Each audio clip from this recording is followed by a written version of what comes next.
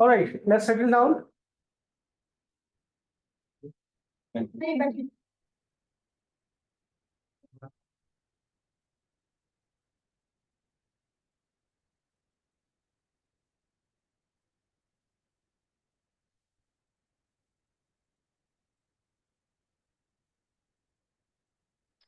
Time.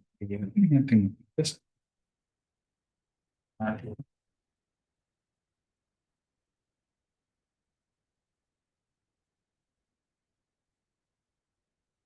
और वो अमन और कुछ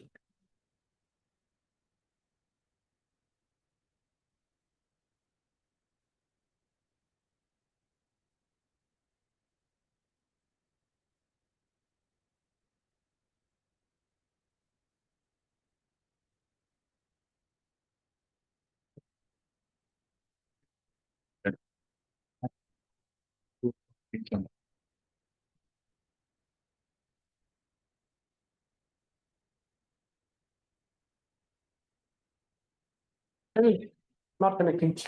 Just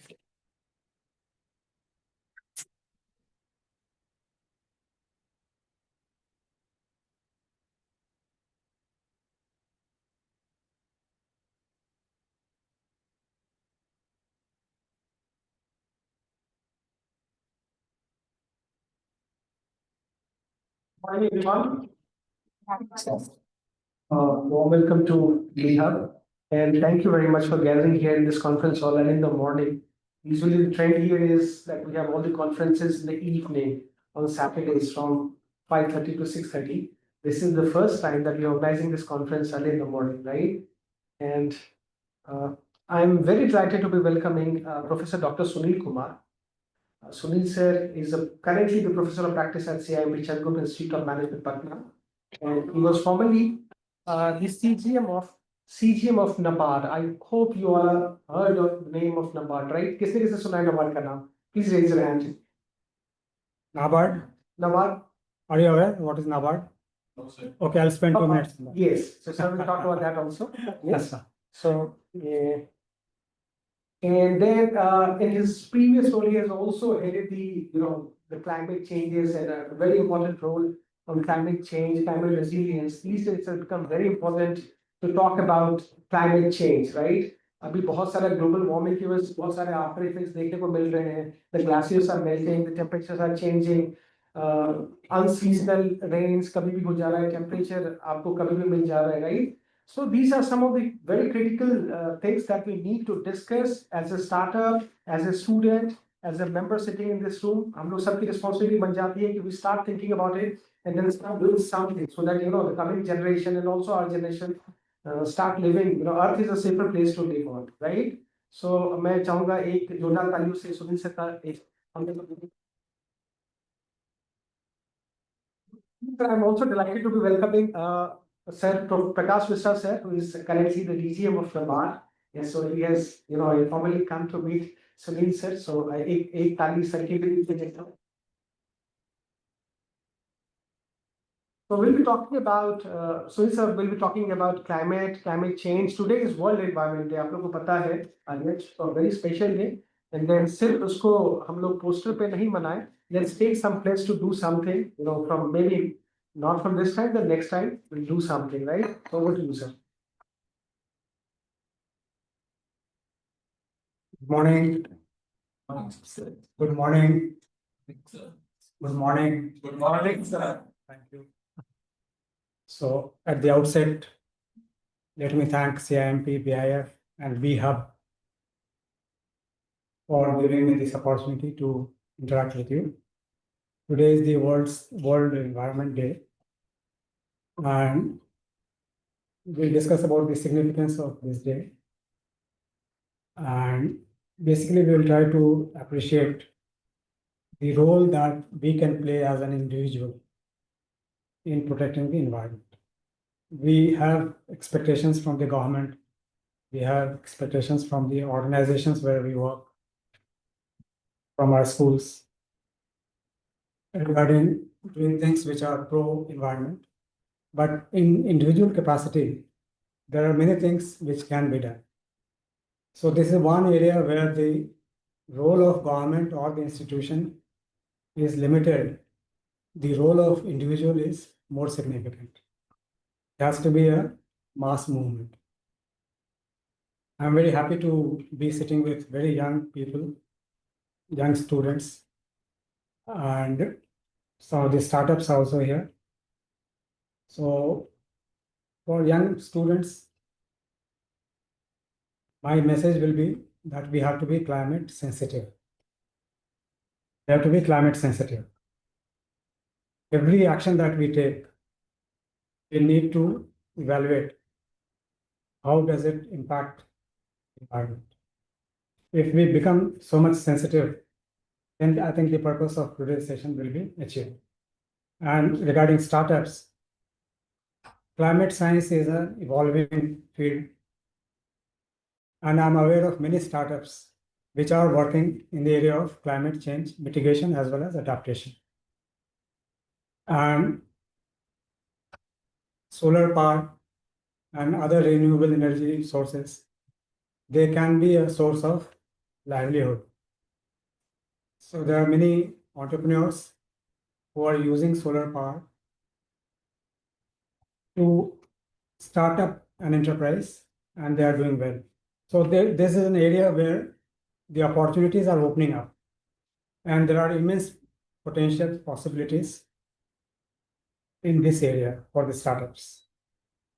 Now, the basic purpose of my interaction with you today is to sensitize you about the climate. That is the purpose. Today is the World's Environment Day.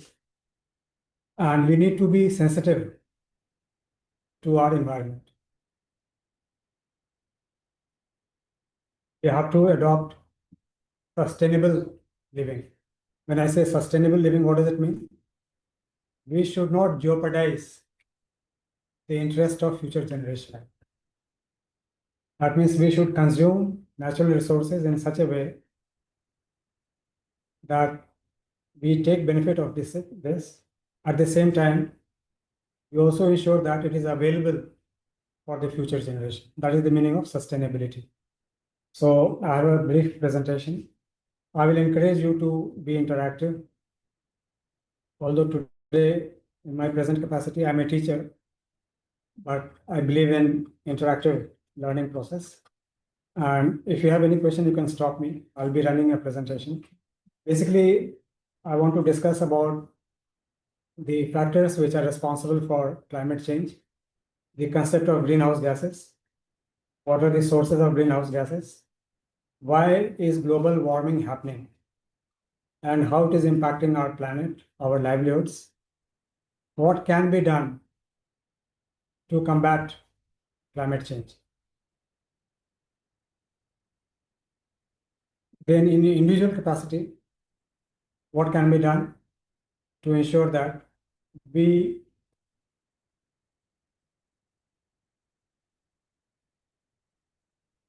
that is the purpose of my interaction with you. Before I start, I think earlier question was asked about NABARD. I'm really surprised that you have not heard about NABARD. How many of you have heard about NABARD? Raise your hands. What's your name? Sir, Manas. Manas is name. Minas. Okay. Please tell me what you know about NABARD. So it's the National Agricultural of Rural and Agricultural Development. And I think it was established in 1980. 1980. Yes. Anybody else? Yeah. Sir, I just know that it is a kind of bank which help to keep providing loans or something for rural or development in agriculture or agriculture. But have you seen any branch of NABARD? I don't. NABARD doesn't have a branch. NABARD doesn't have. Anybody else who knows a little bit about NABARD? You know about Reserve Bank of India? What is RBI? Reserve Bank of What is it? Yeah, that's all. What is the Reserve Bank of India? Bank of the regulatory body of banks. It's a regulatory body, okay. But so Reserve Bank of India is the central bank of the country, and it regulates the entire banking system in India. Till 1982, NABARD was a part of Reserve Bank of India. In 82, NABARD was hived off from RBI. It is an apex bank. You know, understand what is apex? That means at the top. And basically, it has been created to promote agriculture sector and rural development. And rural development is a very wide term, you are aware. So, like RBI, NABARD is also bank of bank. That means NABARD does not give loan to public, like people like you and me. We can't take loan from NABARD. Banks are taking loan from us. The state government is taking loan from us. Right in Modern Law Complex, we have the office of NABARD.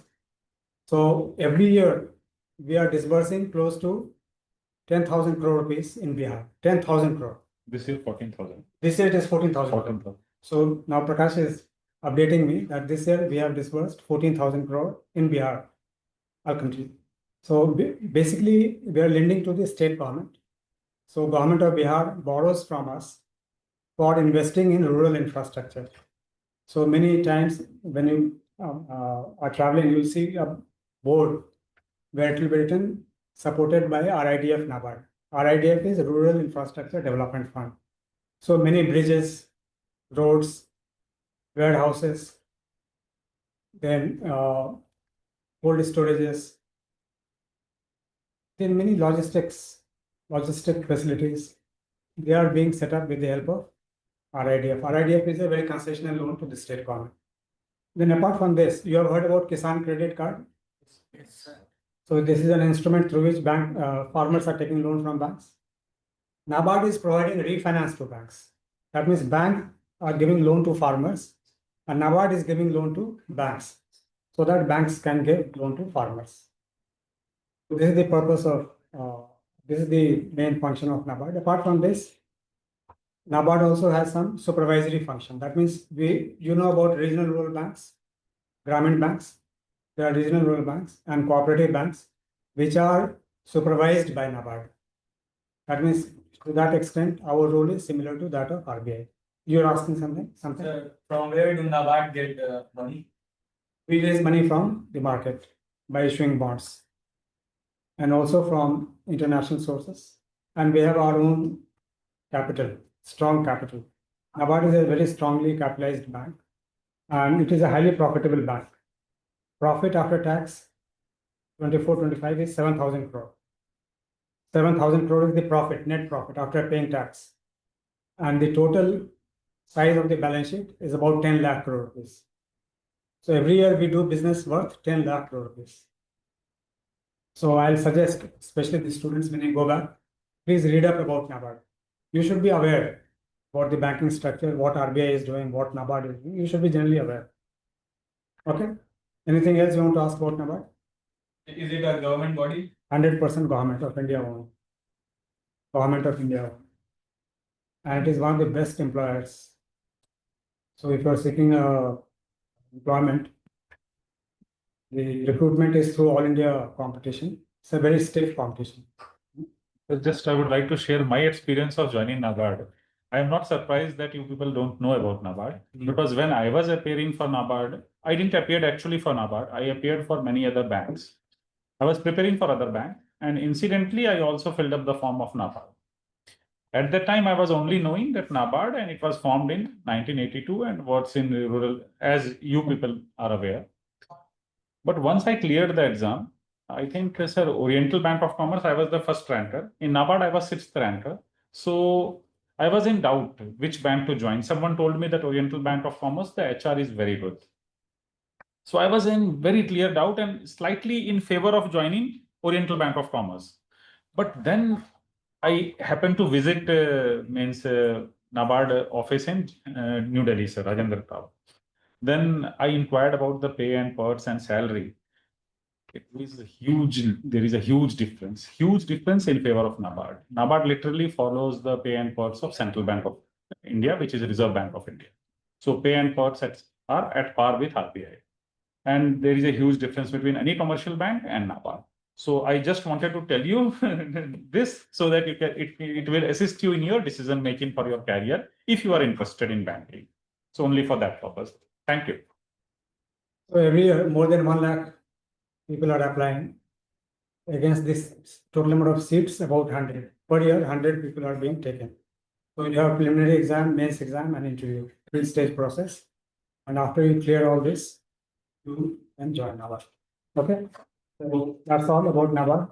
And today, I mean, from the point of view of today's topic, NABARD is very actively engaged in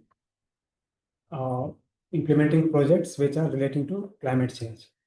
Okay, okay, so today we are celebrating World Environment Day. Anybody can you tell me why we are celebrating this? What is the significance? And why it is celebrated on 5th June? I don't know why is it celebrated on 5th June, but it is celebrated because we want to save our environment. So basically to create awareness about the environmental issues, that is the purpose. And why it is celebrated on 5th June is for the first time, United Nations General Assembly, they conducted a conference in Stockholm, Sweden in 1972, where the complete focus was only on protection of environment.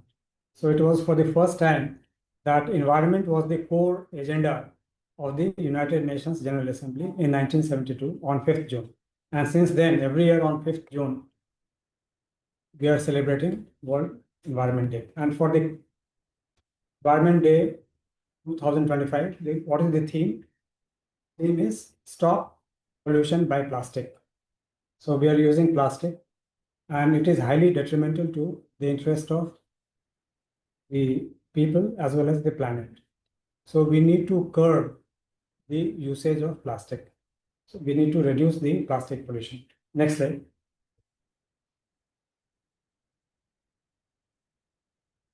So this we have discussed. Next slide. Now see, there's a difference between weather and climate. What is the difference between weather and climate? Climate is Yeah. Very good. So this is the basic difference.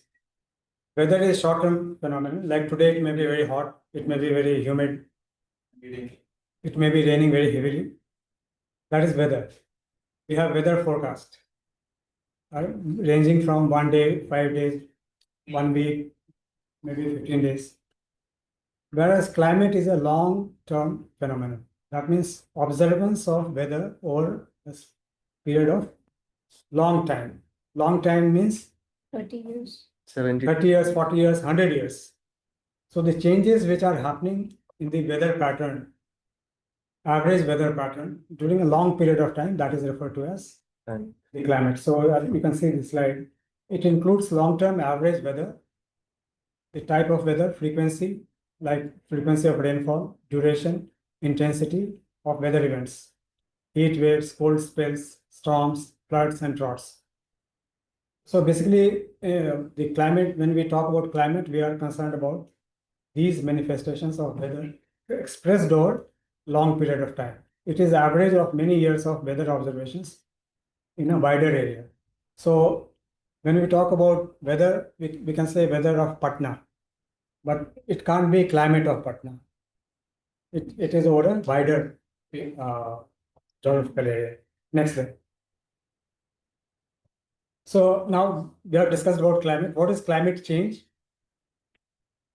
That means if we compare the weather conditions, average weather conditions over a long period of time, and we find that there is some change happening, that is referred to as climate change. So climate change is a significant change in global temperature, precipitation, wind patterns, and other measures of climate that occurs over several decades.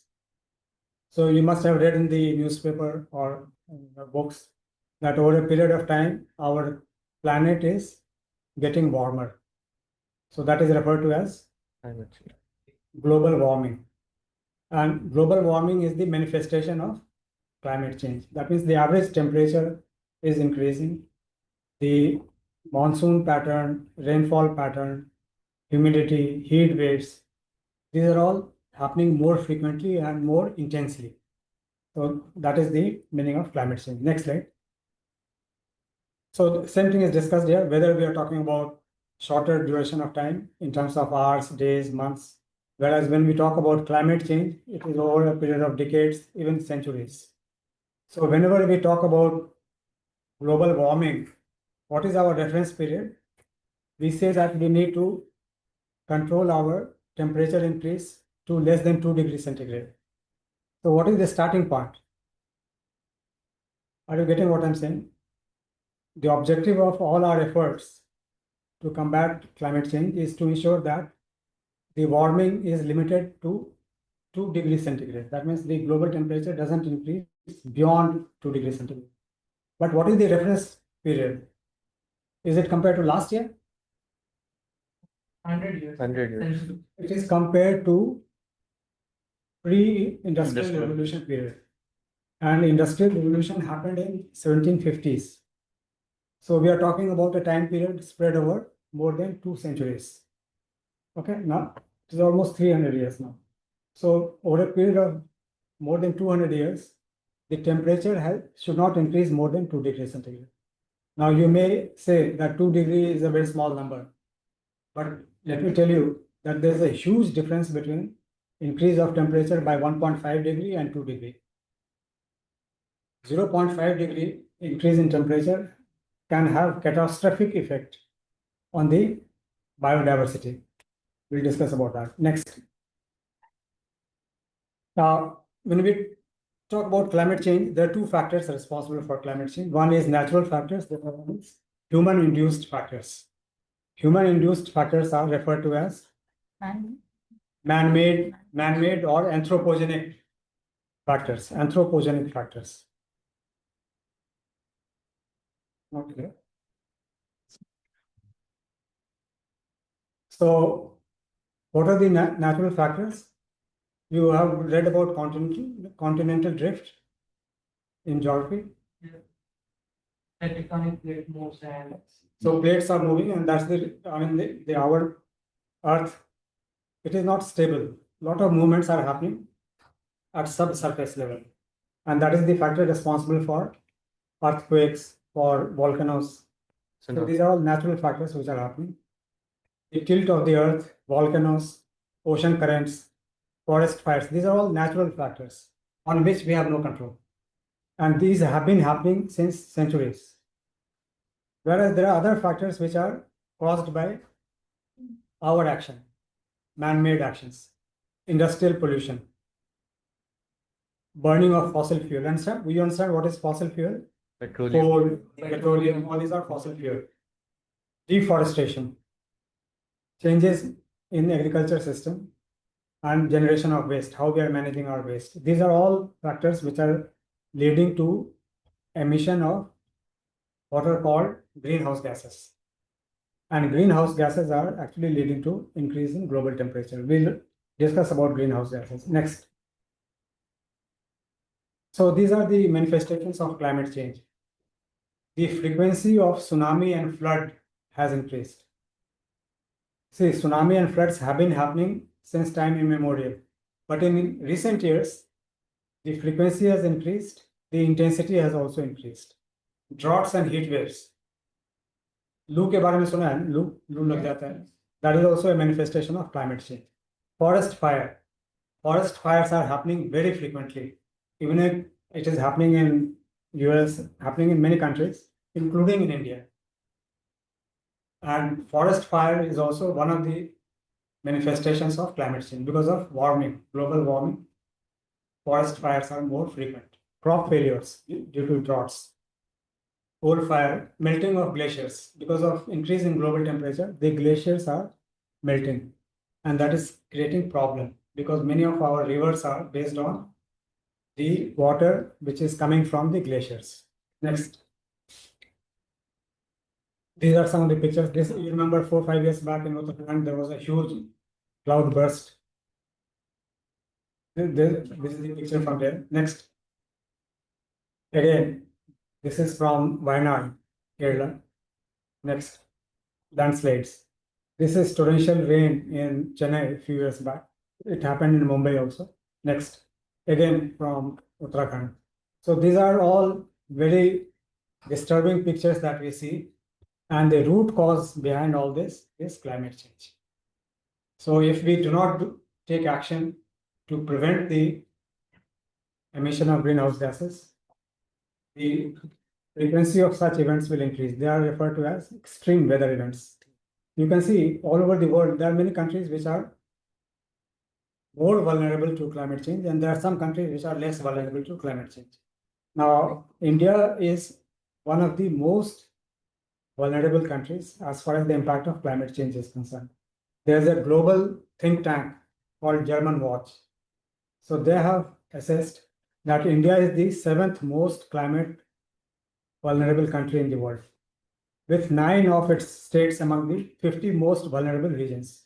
So if you count 50 most climate vulnerable regions, 9 of them are in India. The country's cities are at the forefront of climate crisis, and more than 80% of urban population living in hazard-prone district.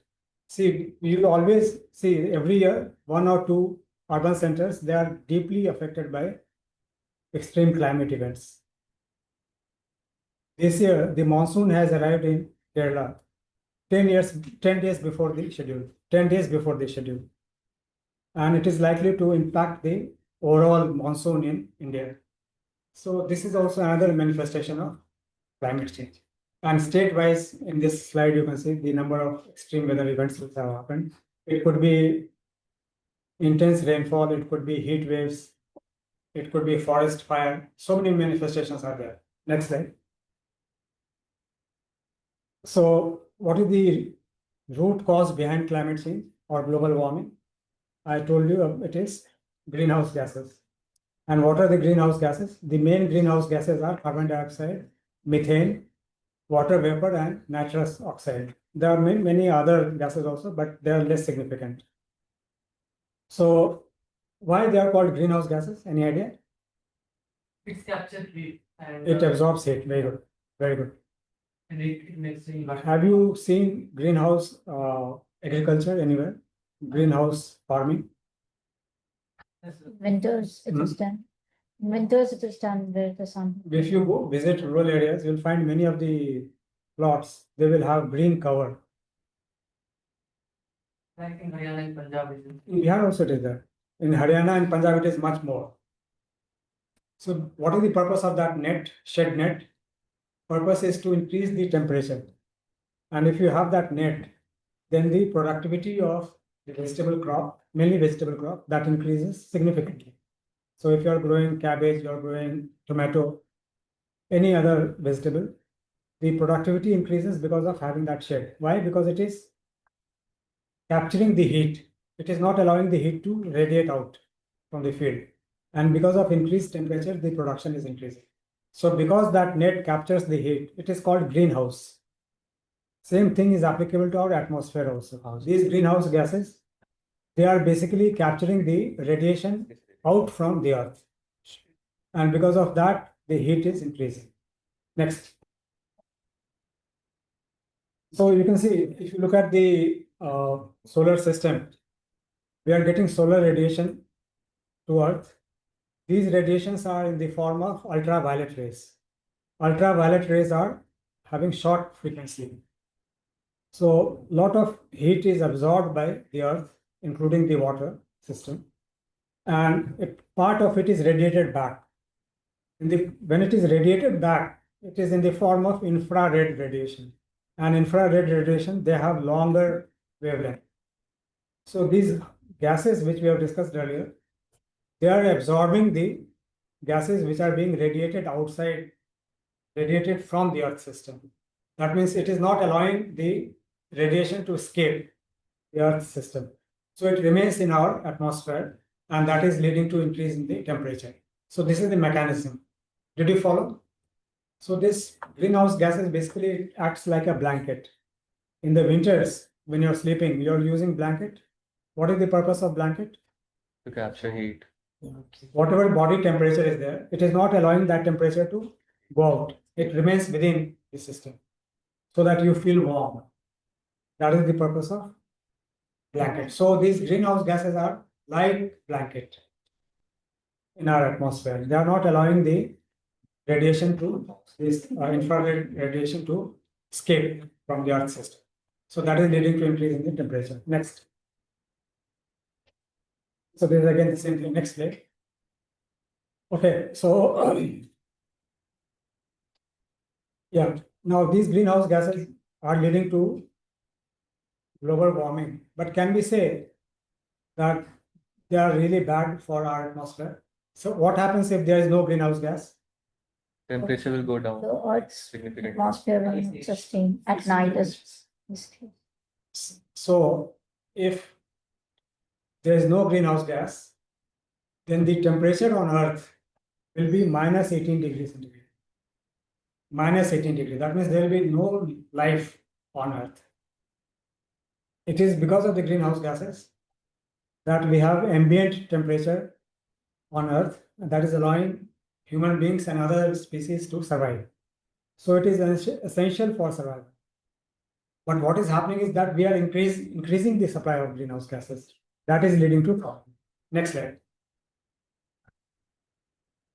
So this is the composition of greenhouse gases. When we talk about greenhouse gases, majorly it is the carbon dioxide, then you have methane, nitrous oxide, and fluoride-based gases.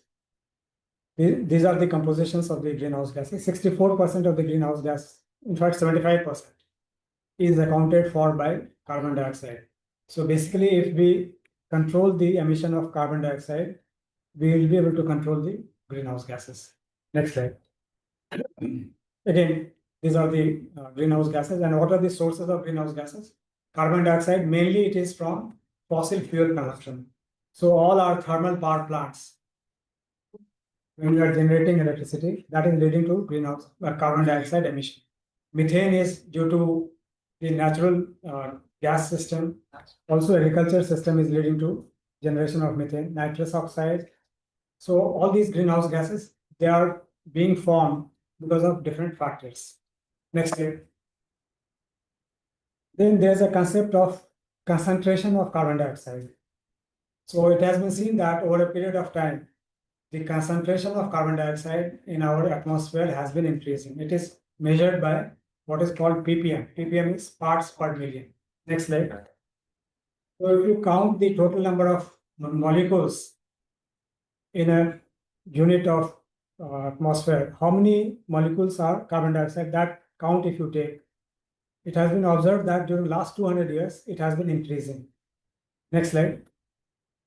So till about 50 years back, the total number of parts per million of carbon dioxide was around 300.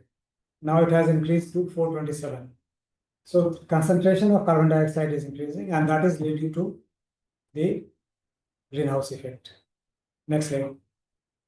This is the latest position taken, and you can see that you have 427 parts per million of carbon dioxide, whereas the safe limit is 350 parts per million. So we are already far more than what is the safe limit, and that is creating problem. Next slide. Now, what are the factors which are leading to climate change? We have discussed about greenhouse gases. Then deforestation is another factor. Why do you think deforestation will lead to global warming? Anybody? The trees absorb carbon Yeah. dioxide. So forests are basically carbon sinks. They absorb carbon dioxide. So if you deplete forest, then the ability of the Earth system to absorb carbon dioxide gets jeopardized, hampered, and that is also responsible for increasing temperature. Land use changes. So from green cover, we are constructing buildings, we are constructing roads, we are constructing factories. So the land use changes are also responsible for global warming. Energy production, I have discussed about this. Vehicular usage. So whenever we are using car or motorcycle, actually we are using fossil fuel. We are using petrol, diesel, and that is leading to greenhouse gas emission. Next. Next slide. Now, if you look at the level of greenhouse gas emission every year, in 2023, a total of 53 gigaton of carbon dioxide was emitted. And the major countries which are responsible for emission of greenhouse gases are China. China is at number 1. US is at number 2. India is at number 3. Then you have European Union, Russia, and Brazil. These are the 6 countries. EU is actually a group of countries, you're aware. There are 27 European countries which are part of EU. So these countries are majorly responsible for greenhouse gas emission. If you look at the last bullet, the top three greenhouse gas emitters are China, US, and India. They contribute to 43% of the total emission, whereas the bottom 100 countries account for less than 3% of the greenhouse gas emission. So you can see that there's a huge difference in the greenhouse gas emission by different countries if you compare, but the impact is same.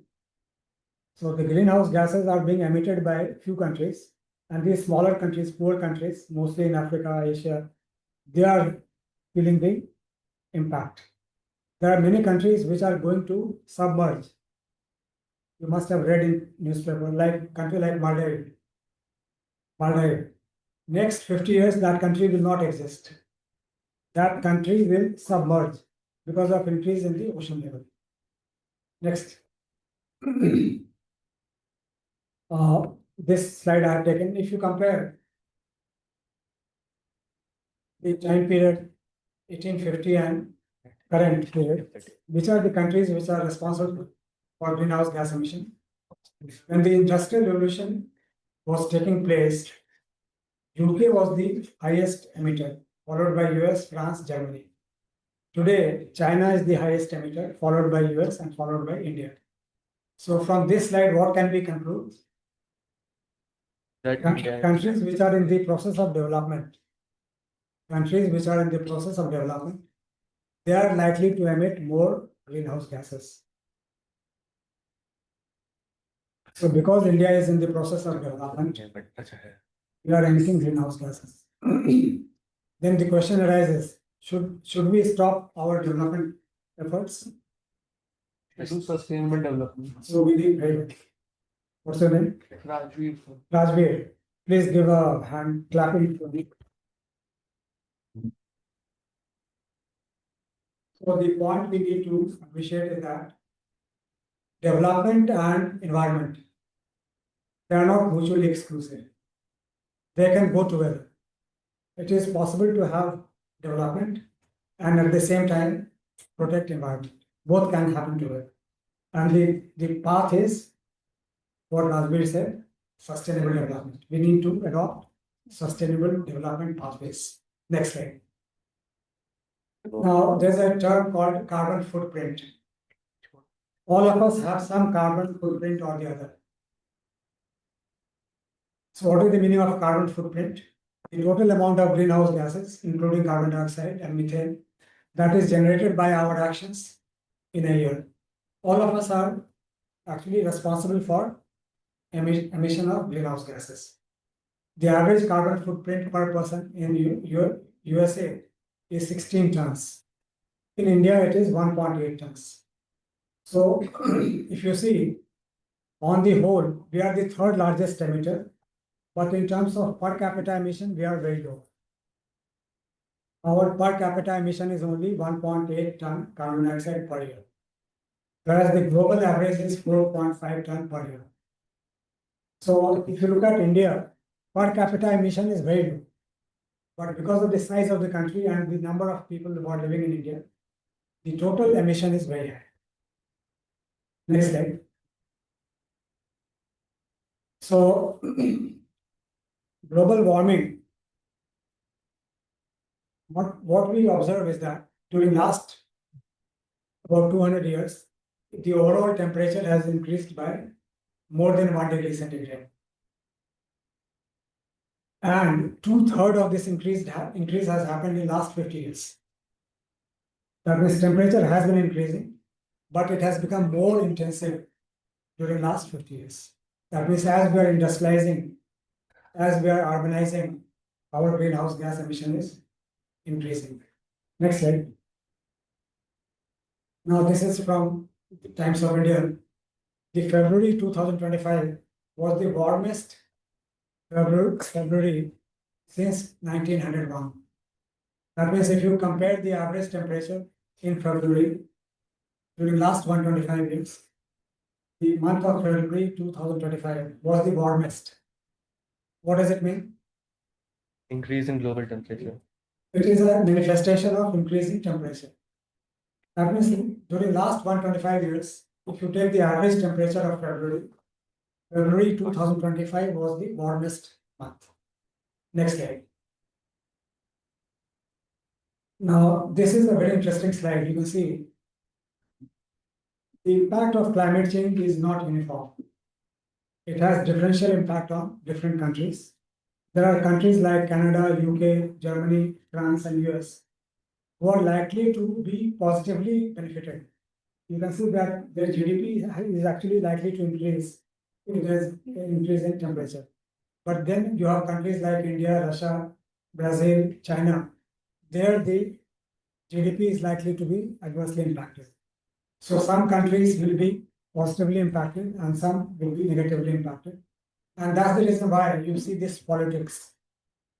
Countries like US, they are least concerned about the climate change. Whereas developing countries like India, Brazil, etc., we are more concerned about the negative impact of climate change. And on the right hand side, you can see what is the impact of climate change on GDP of the country.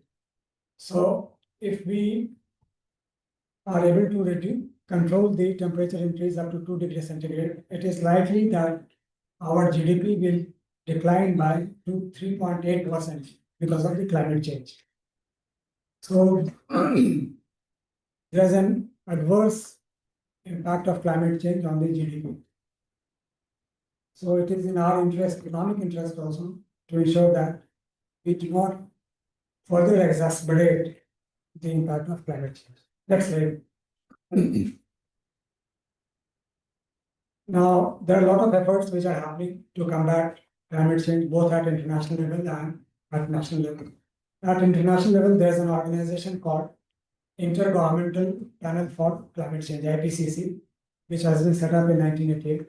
This is a global organization which are basically conducting scientific assessment about the increase in temperature, about the impact of climate change on the economy, on the society. So this is the next.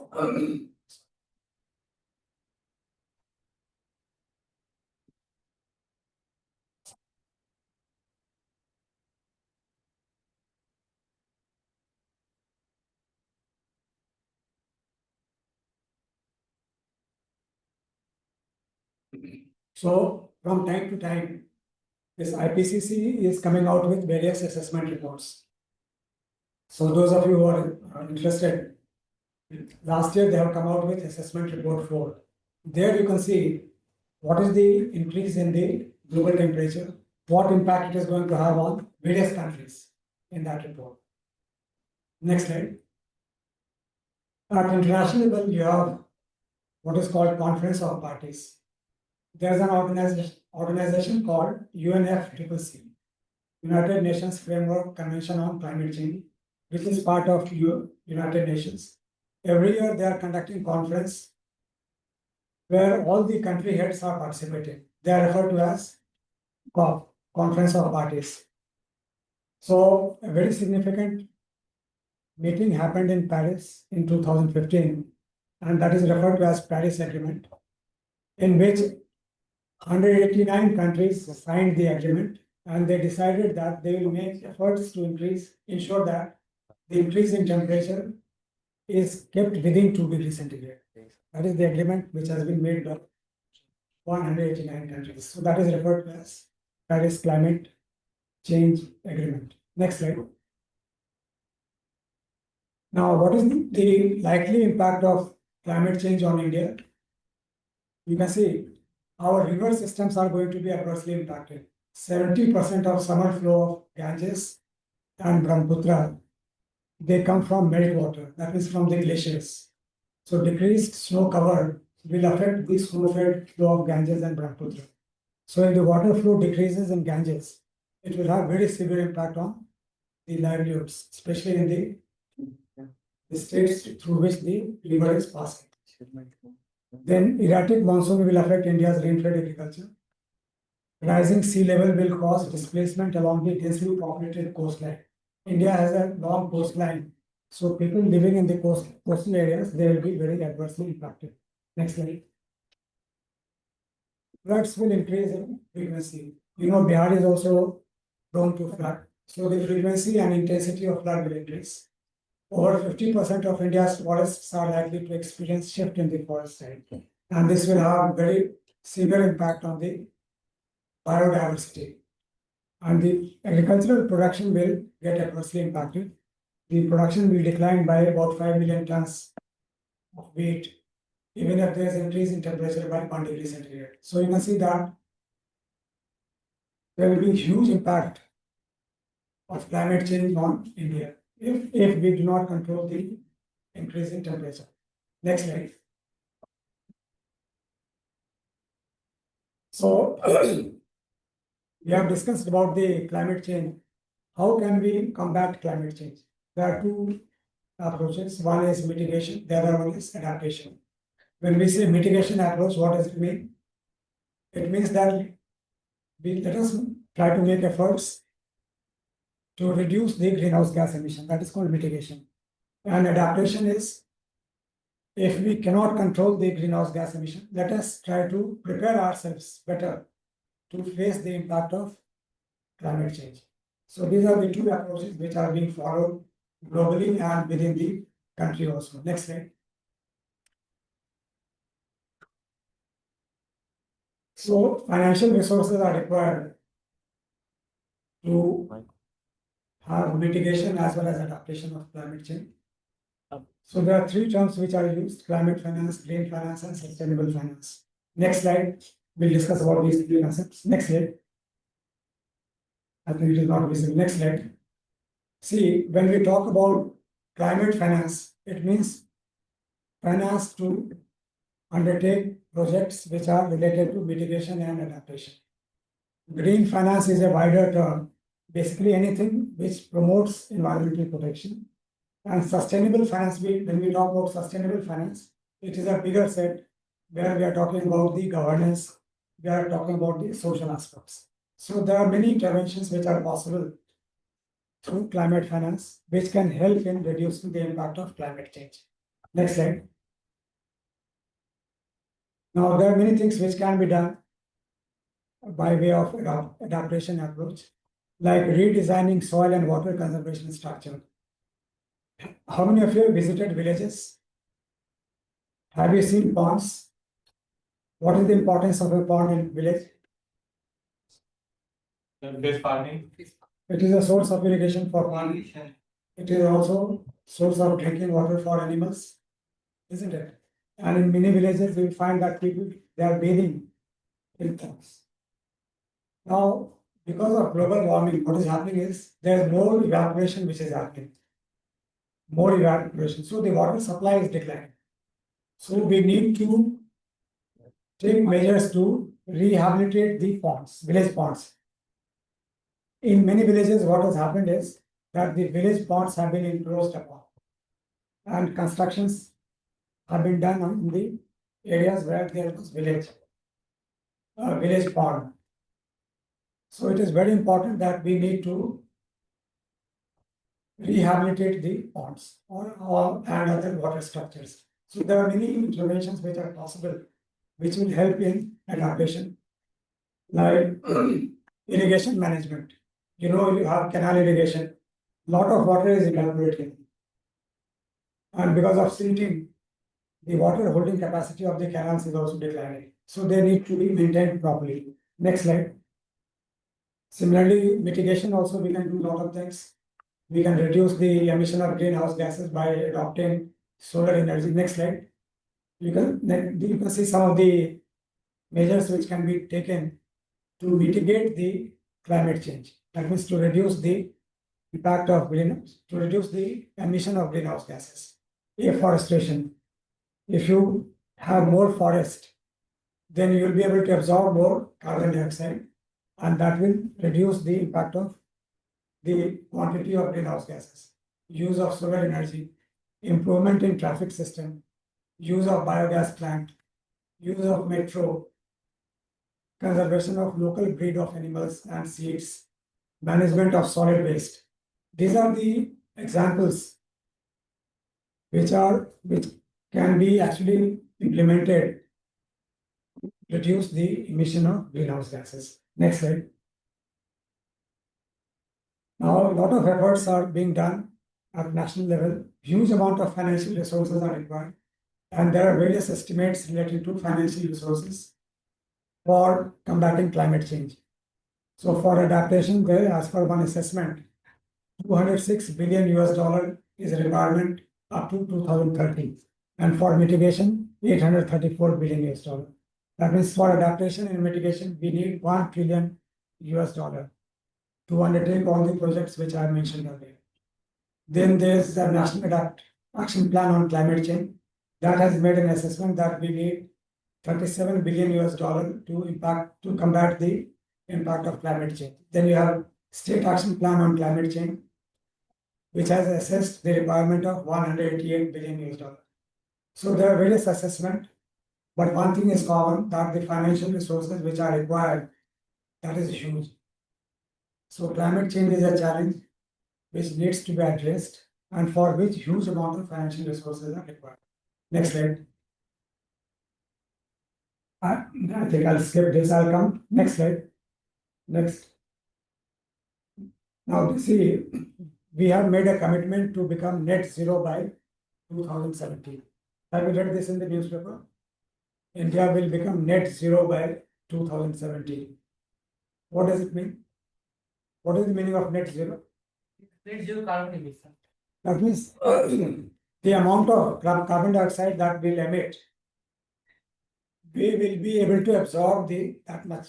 That means there will be no net addition to the stock of carbon dioxide because of India by 2017.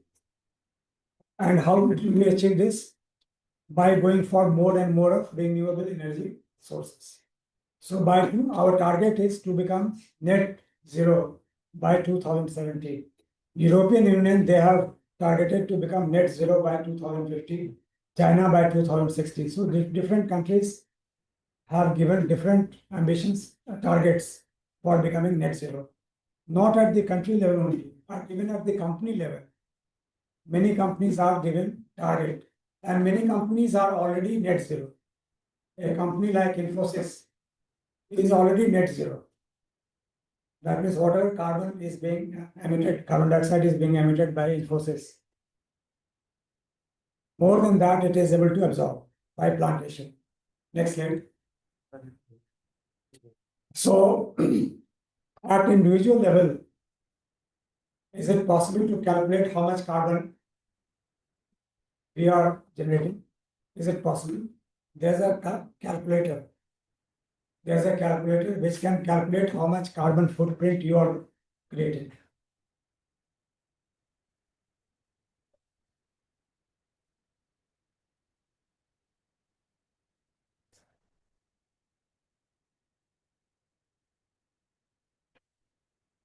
Yeah, so you can click. Rajbir, you please give Rajbir.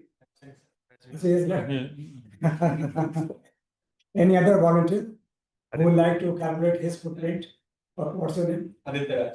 Aditya, you just go on giving inputs, whatever is being asked. Yeah, next. So how many members are there in your family?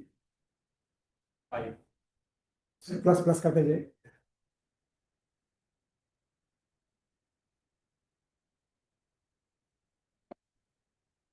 What is the average electricity consumption? Any idea how much units? Okay, take an average 200 units per month. So 2400 units. 2400, yeah. 400 kilowatt. Yes. That is zero only. Next. There is one more thing. How many cylinders of gas are you using? Pipeline, sir. You have pipeline. On an average, gas cylinder lasts for 1.5 months to 2 months. 5 people, it's one. Sir, 5 people, 5 Single cylinder is- single cylinder. Okay. So 5 people. for 5 people, it will be 1 month. Yes, sir. So 12 cylinders. 12. In kg, yes, sir. तो 14.2 से multiply कर दीजिए.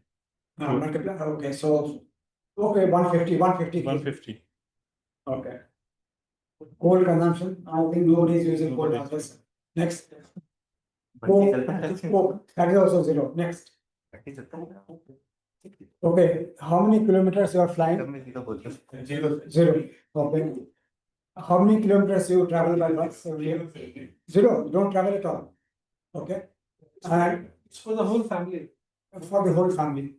पापा कैसे जाते कुछ तो होगा ना? हाँ सर। ठीक है, कार आ गया आएगा। ट्रेन में भी जाता हूँ मैं। नहीं नहीं Definitely, sir. 100 किलोमीटर कर दी 100। Rail travel. 100 जाते हैं नहीं जाता रहता है अरे metro we don't have metro in Patna. ठीक है, next. Bus bus travel 500 kilometers. Taxi. Electric bus taxi, हाँ taxi how many kilometers? Daily home to school, school to home. 10 kilometers, average 20 kilometers, so 7,000 kilometers. बस तो zero कर दीजिए, पहला वाला जो अरे तुम्हारा electric car zero. Next, petrol consumption, you have a vehicle, car or yeah, Car, bike, both. both. So monthly petrol consumption is how much? अभी तो तुम गूगल में डाल 30 liters. So 360 liters. Diesel zero, diesel तो चलता है हमारा LPG also zero. Next, are you vegetarian or Meat eaters. how frequently do you eat? Every 3 days. Every 3 days. some meals don't speak Okay. खत्म बीच कर दोगे Okay, next. So this is your carbon footprint. Every year your family is emitting 6.03 turns tons of carbon dioxide. Sir, we have plants at. Not just one second. One second. So if there are 5 members, so per capita greenhouse gas emission is 1.2 ton of carbon dioxide. So all of us can calculate our carbon footprint. So first step is to become aware बनाता है how much carbon dioxide we are emitting. Sir, how much should be emitted? I will come to go to the next slide. Next, yeah. So one second. Go earlier slide. So please go back. See, we have in our one of the earlier slides. I had said how much is our average per capita GHG emission? 1.6. 1.8 1.8, sorry, 1.8 ton of carbon dioxide. Yours is 1.2. That means you are below the average in India. So that way you are contributing to the environment. Okay. Now for US, the average per capita GHG emission is 16 ton, and global average is 4.5 ton. So his emission is 1/3 of global average. Okay. So we have understood how we are contributing to greenhouse gas emission at individual level. Now, what simple efforts can we take to reduce our emission, greenhouse gas emission? Next slide. So these are few things which we can do to reduce the emission of carbon dioxide. 12 ways to reduce your carbon footprint. One is buy seasonal and local. So instead of buying processed food, instead of going for pizza and Maggi, go for local food, seasonal food. That will lead to less emission. Eat less dairy. Dairy, actually milk and milk products. If you consume more, then your carbon footprint is more. So consume less of dairy products. Wash laundry cold. Of course, this is applicable to the cold countries. We are in India, there is no need to have warm water for laundry, so it's not applicable. Eat less of meat. Are you aware when you are consuming 1 kg of meat, how much water is required to produce 1 kg of meat? Any idea? More than 500 liters. 1600 liters. 1600 liter water is required for production of 1 kg meat. And there is a close nexus between water and energy. See, for getting water, energy is used, isn't it? So if you eat less meat, actually you are contributing to environment. So all of you should start curtailing consumption of meat. In any case, it is not good for health. It is not good for health. So progressively, you should try to curtail the consumption of meat. Next is cycling. How many of you are cycling? Earlier days, people used to use cycling. Nowadays, hardly anybody uses cycling. Only when you become very rich, super rich, you buy designer cycles, isn't it? So it is very advisable to use cycle for covering short distances. Use public transport instead of using car. We should use public transport, especially the transport which are run by electricity, which are not based on fossil fuel. So metro is a good example. Then use energy efficient lighting. So 5-star rating system is there. So you should go for higher star rating appliances. Power off. Whenever we are not using any appliance, we should switch off the power. That means we should take out the plug. If we keep the plug in the socket, that means some electricity consumption is happening. And imagine billions of people live there, even consuming small energy because of keeping the plug inside. Overall, at the country level, how much electricity is being wasted? Buy clothes second hand, of course, this is not applicable here. Recycle, yeah. Recycling is very important. As far as possible, we should recycle. Like for our plants which we are having, we should not water the plant with fresh water. As far as possible, we should use recycled water. That is water which has already been used in the kitchen. We should use it. Another example, all of us are using Western toilet, isn't it? So whenever you are flushing, how much water is being consumed? I don't say don't flush. You need to flush. How much water is being consumed? 10 liters. Even if you are for urinal, we are using flush, which is consuming 10 liters. So it is not advisable. It is very inefficient way of using water. Similarly, when we are taking bath, we are using shower. That is leading to wastage of water. As far as possible, we should use bucket for bathing. By these small measures, we can reduce our carbon footprint.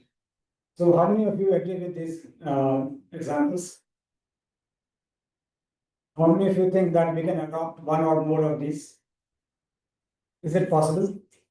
At least one option, if you choose, at least one alternative, you will be contributing to the environment. And among these 12 options which are given, you identify one option which you can implement.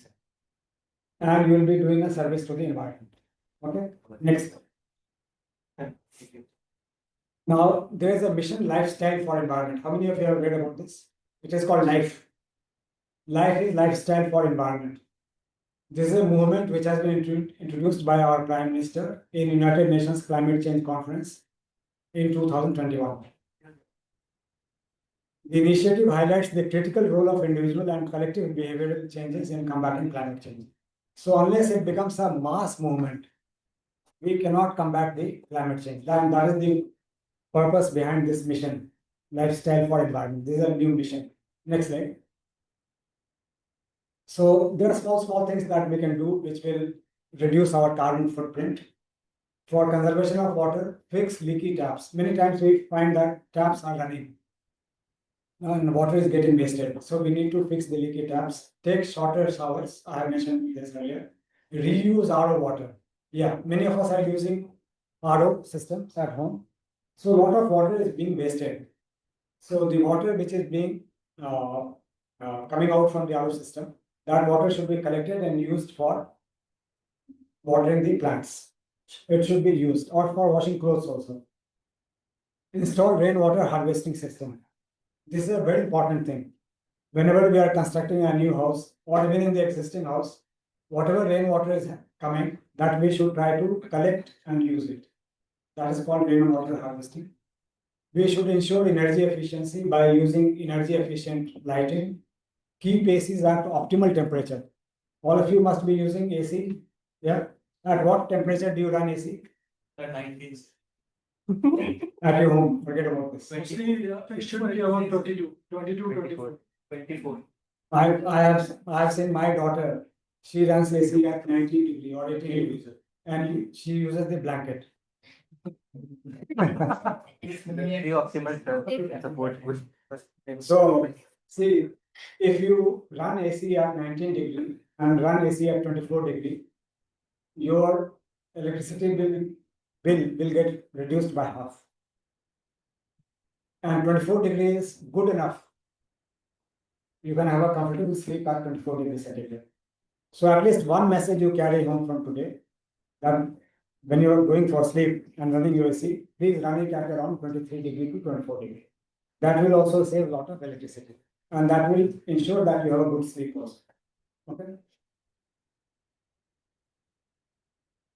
Unplugged devices when not in use. This I mentioned earlier. Prefer natural lighting during the day. Nowadays, we have a concept of green building. How many of you have visited Nalanda? Recently, Nalanda University has come up. Have you seen the new university? It is an international university, Nalanda University. It is constructed on a campus of 400 acres. And it is all net zero building, net zero. That means it is based on natural lighting. Daytime, there is no need for tube light or bulbs. Daylight, the natural sunlight will take care of the lighting requirement. So, as far as possible, we should use natural sunlight. Eco-friendly transportation. Choose walking, cycling, or public transport. Walking is good for health also. And for short distances, instead of going by car, you should prefer to walk. Opt for carpooling or electric vehicle wherever possible. Minimalism and responsible shopping. You understand what is minimalism? Minimalism.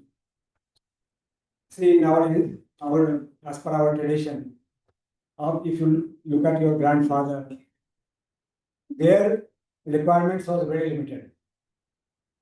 They used to have a frugal living. You understand what is frugal living? Bare minimum. So you can survive with bare minimum. That is called minimalist approach.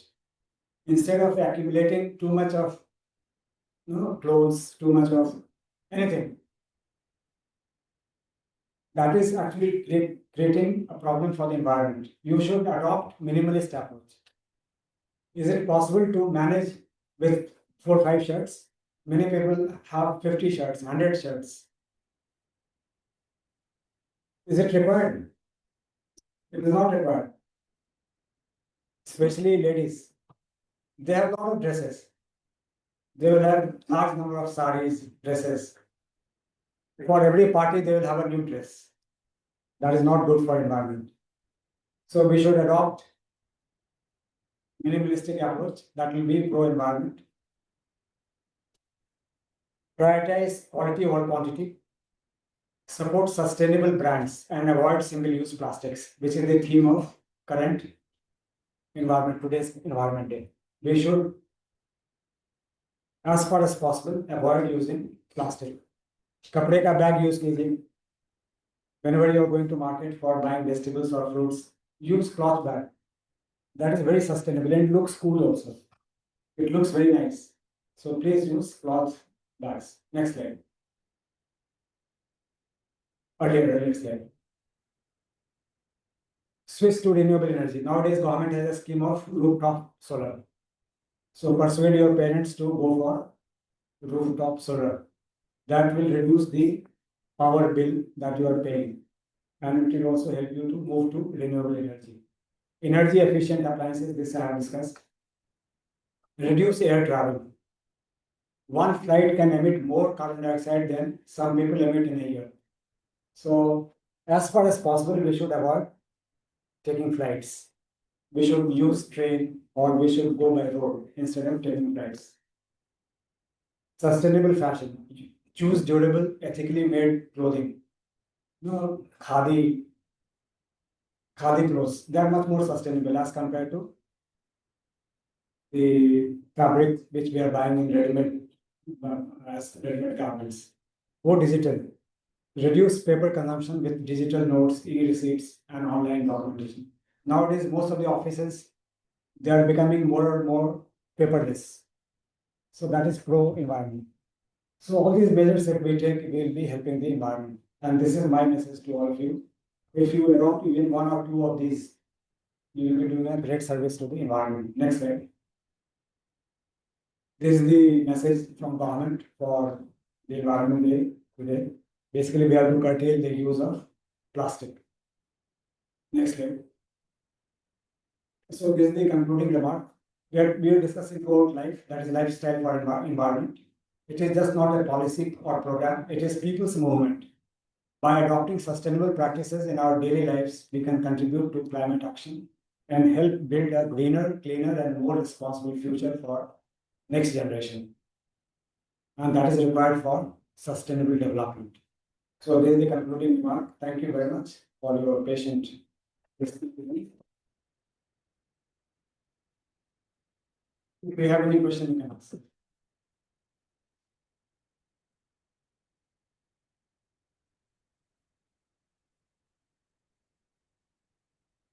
Yeah, you have any question?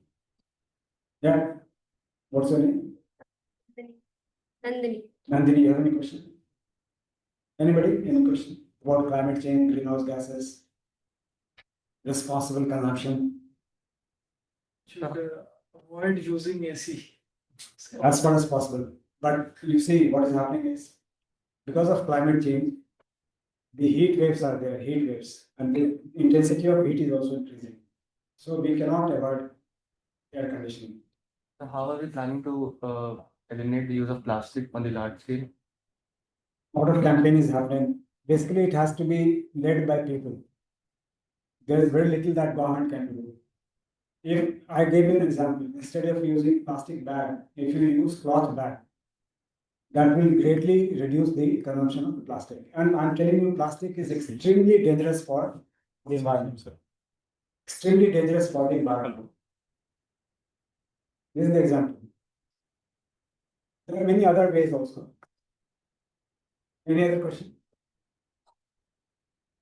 So thank you very much. Thank you very much, sir. So, I mean, as a starter, we have got many responsibilities on our shoulder, right? So Japan typically has a very different design of the flush, right? India में क्या है कि flush आप एक बार करते हैं, you drain out 10 liters of water, right? Japan में क्या है, जो डिजाइन है, ऊपर में सिंक है और नीचे में जो है वो फ्लश रहता है, राइट? तो आप जो हैंड वॉश करते हैं, उसका जो पानी है वो कहाँ जाता है, वो उस फ्लश में जाता है, जिसको आप फ्लश आउट करते हैं, राइट? सो आप क्या करते हैं, आप उसको रिपीट करते हैं, right? So during COVID, there was a very young guy, 18 साल का एक बच्चा जो यूक्रेन में, उसने क्या किया, अभी टिपिकली जो पेपर हम लोग इंडिया में यूज करते हैं वो ट्रीज को कट करके, right? So millions and millions of trees are cut every year for the paper that we are using. उसने क्या किया, फॉलन लीव्स, जितने भी पत्ते गिरते हैं, जितने भी पत्ते पेड़ से गिरते हैं, उसको यूज करके जो है सो वो पूरा यूक्रेन जो है सब उस पेपर को यूज करता है, right? So the only thing as a startup that we can do is start thinking differently. हम क्या कर सकते हैं, कैसे कर सकते हैं चीज को. So every problem has got a solution. जैसे आपके एसी में बहुत सिंपल सा सॉल्यूशन है कि आप जो है सो आप टाइम फिट कर सकते हैं, राइट? आप आधा घंटे में आपको नींद आ जाएगी, आप 1 घंटे का टाइमर सेट कर दीजिए, आप आराम से सो जाइए, आपका एसी बंद हो जाएगा. So these are called responsible thinking. लेकिन आप उसमें कैसे कर सकते हैं, जैसे आजकल वेल्थ टू वेस्ट का कंसेप्ट है, वेस्ट टू वेल्थ का concept, sorry waste to wealth का. आप जितना भी प्लास्टिक यूज करते हैं उससे बहुत सारी चीज बनती है, टाइल्स बनती है, स्लीपर्स बनते हैं, चेयर्स बनते हैं. So start thinking differently. Yes, you have a very major role to play. So I hope you had a very, very interesting discussion today. So I'm deeply grateful to Sunil sir for having spared his valuable time here. And with that, I thank all of you to be present here. और मैं चाहता हूँ कि जितने भी radiant के बच्चे हैं वो आज जरूर एक पेड़ लगाएंगे और शाम को ग्रुप में जो है सो पोस्ट करेंगे, ठीक है? जिसका नहीं आएगा उसको सर्टिफिकेट हम इशू नहीं करेंगे. So everyone has to plant a tree and post your photograph. Is that okay with all of you? कौन नहीं करने वाला मुझे बता दीजिए. किसके लिए डिफिकल्ट है एक पेड़ लगाना आज? अपने कैंपस पे लगाइए, अपने बैल्कनी में लगाइए, कुछ भी कीजिए, but then there has to be one tree which has to be planted, This is the minimum that we can do. And then these are there's very small steps necessarily bataya. Buckets say shower, don't use shower. At least for some days, it's very critical. There are many cities which have gone, out of water. पूरा हैदराबाद जो है सो आज हो गया है, पूरा गुड़गांव में अभी पानी का क्राइसिस हो रहा है, बड़े बड़े जितने भी शहर, Chennai has run out of water. बगल में समुद्र है लेकिन but then still does not have usable water. तो हम लोग को भी सोचना पड़ेगा. We do not have infinite source of water, right? So सब चीजों को start कीजिए. So with big round of applause for I'm also really indebted to Mr. Sir for having spared his time to come here. Thanks a lot. Then, sir, if you'd like to say something, if you'd also like to say something about. Only one thing I would like to add. I think I am audible to everyone. See, most of the things which were shown over here, to the extent we can say all of the things which were shown, if you adopt any of them, just to tell you that it will also be economically beneficial. Carrying cloth bag is economically beneficial for you. Nobody gives you anything for free. Even if you are purchasing clothes worth thousands, they will still charge 10 rupees or 12 rupees for a bag. Right. Having this bottle, a glass bottle of water, and using it for, I think for 6 months or so, even if something breaks off, it is beneficial than using a plastic bottle. Bisleri could be easy, but this is beneficial in the long run, economically also. And we should always take care of economics. Walking a distance rather than not using a car is always beneficial. Just calculate it. No, if it is less than a kilometer, you will waste more petrol in starting the car, reversing it, and taking out of your home rather than to travel the distance. So always calculate about being frugal in economics in your expenditures. You will always choose a path which is sustainable for environment. That's the message which I would like to say. Right. Thank you very much. And thanks to everyone who joined us virtually. There were many candidates who joined us virtually. So thank you very much, everyone. Thanks. Thank you, sir.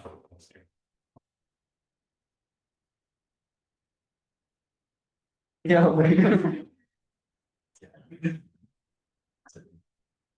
That's